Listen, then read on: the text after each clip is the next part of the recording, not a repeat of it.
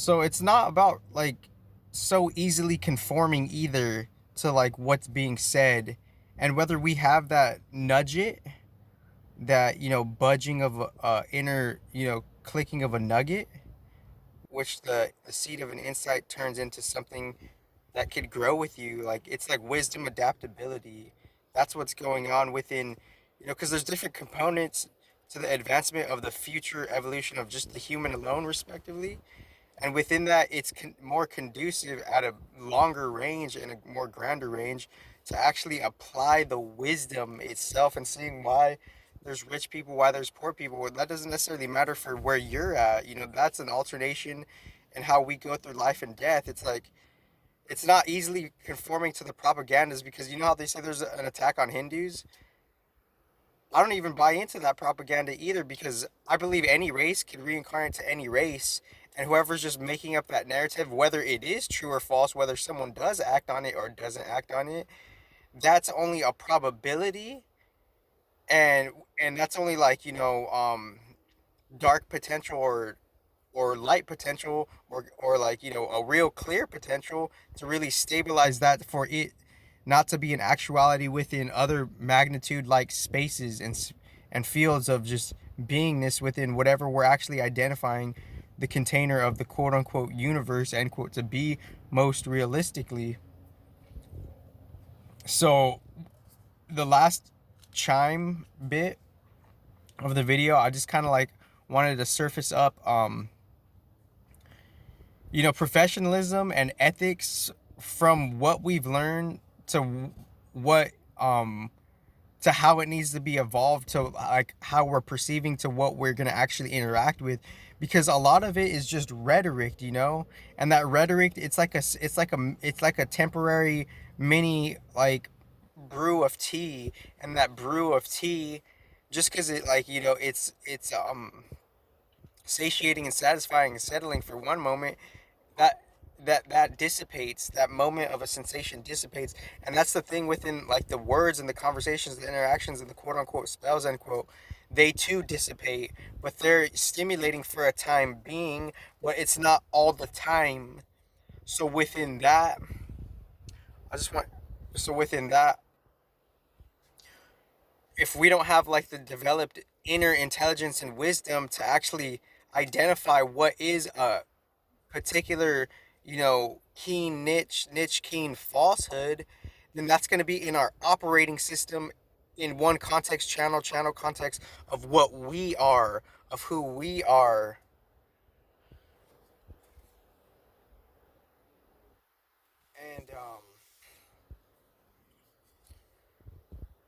And that's like the essence of like how you're becoming.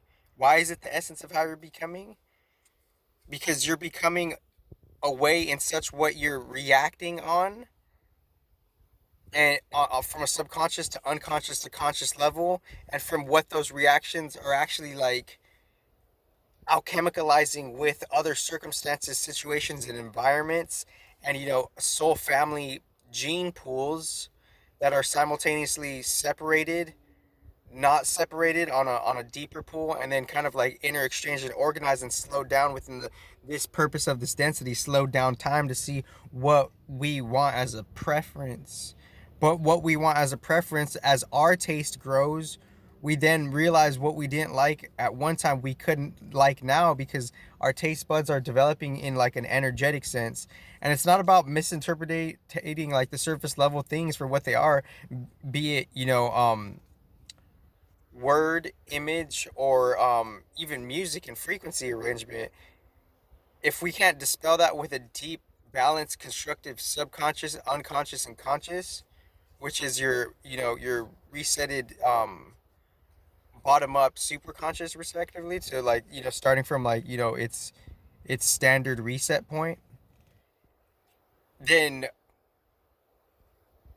we won't be like the superhero that our quote unquote predecessors, the constructive ones end quote, want us to be, for why we are even here connecting with you know contemplating like why are you here, contemplating your purpose of life. There's many purposes of life. Like, just because you ask it and you're dissatisfied and you're disappointed for a time being, life still moves on.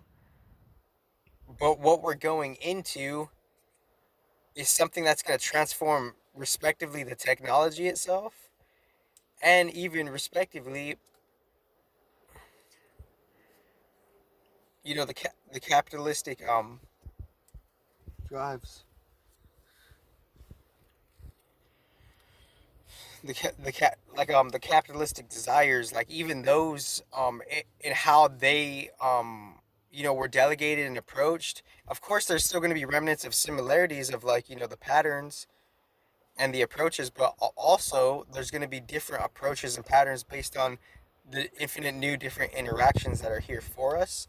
And within that, for that to run smoothly, we have to be situated and grounded within ourselves, mind, body, spirit, emotionally, and socio-psychologically. And the sociologically, same thing more or less, is our yin and yang participation within just the quote unquote outside reality with its good, bad, and balance and nothingness. So that's like,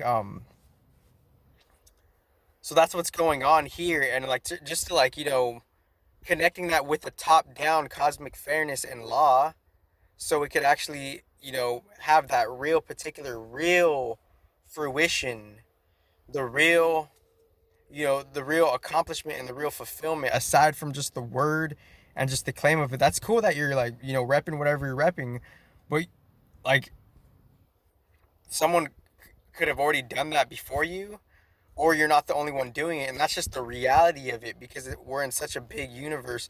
But how that's being delegated for the fairness with, and differentiating how it's being delegated within the cosmic law between all the other different, densities and dimensions, however much we are agreeing to, of, like, how many dimensions and densities there are. you know if we step back, we could recognize they're all operating differently. But if they're more or less coming together and not coming together and separating,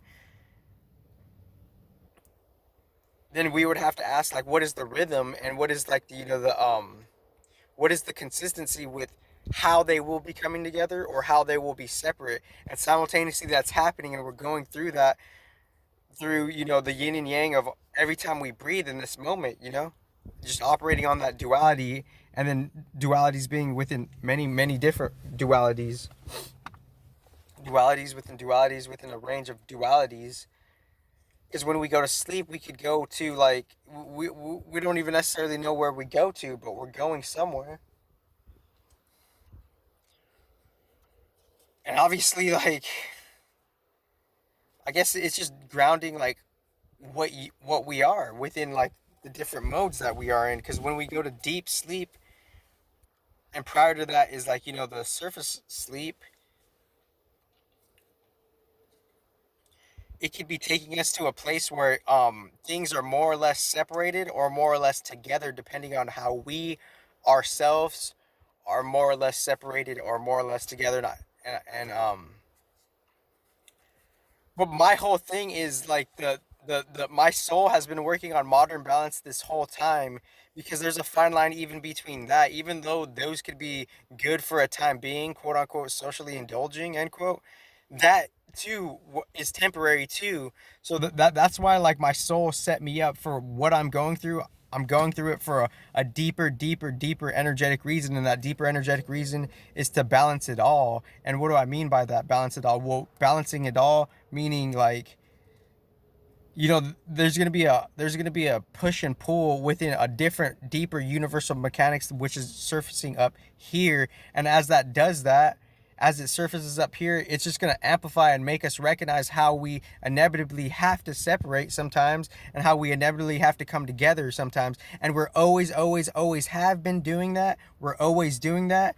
But if we don't recognize that and balance ourselves within that very most important dynamic, then we can't, take full, secure, confident accountability for ourselves. And what does that mean? Full, secure, confident accountability means the wisdom and intelligence is telling you how to be self-secure on a spiritual level, how to be self-stable on a spiritual level, because and if you read between lines, like all it's all here, you know.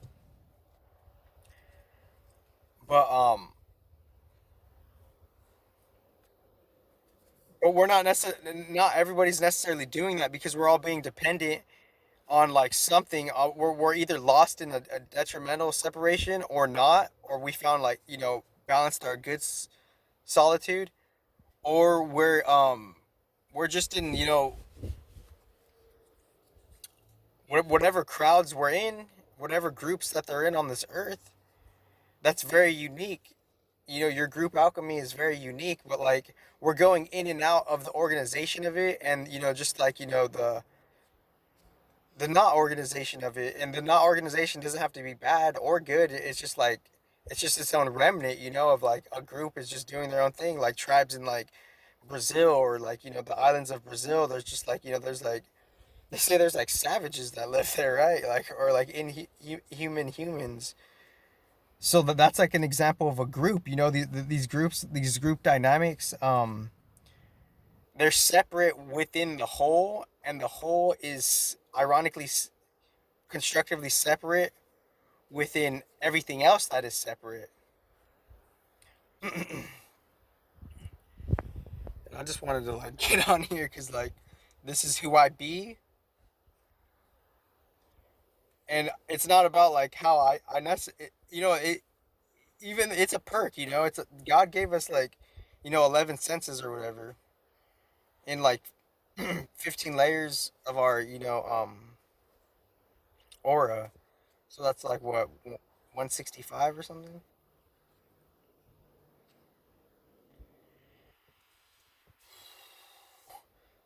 So within all of that 165, there's a deep message.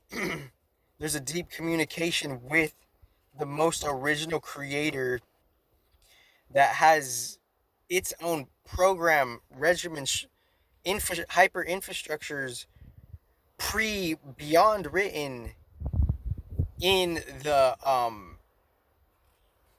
in everything, in the infrastructures, in the solar systems, in the celestial winds, in the galaxies. All of that, it's already been, it's a pre-written code. So I already automatically reverse engineered, like, oh, it's written in the stars. Yeah, it's a pre-written code, and we're coming back to it, and we had a quote unquote fall end quote away from that. And it's not, and the fall is unique. The fall is just the wiping of the memories. That's all it is.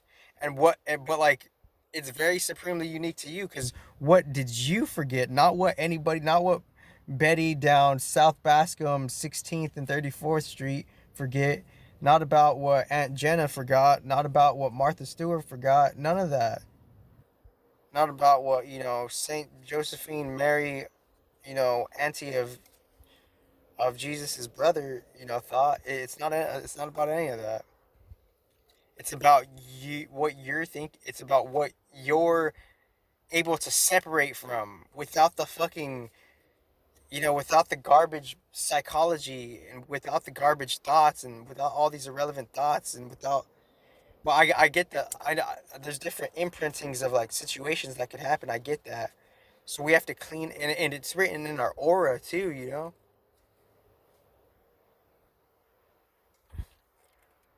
So if our aura is damaged, there's a part that reflects our aura being damaged within a galaxy that could be damaged, because there's a galactic space war that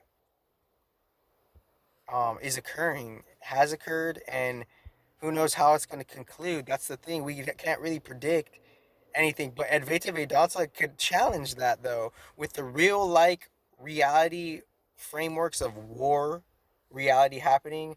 What would We're all turning to something, and people turn to like a bunch of spiritual stuff. And what I found is like this tradition is making quite some claims. So with all the claims that it's making, how would it respond to like all these wars that are happening? Because without those two things, of like this whole woo woo spiritual path and all that shit, shoot, and then reality happening, how do those collide?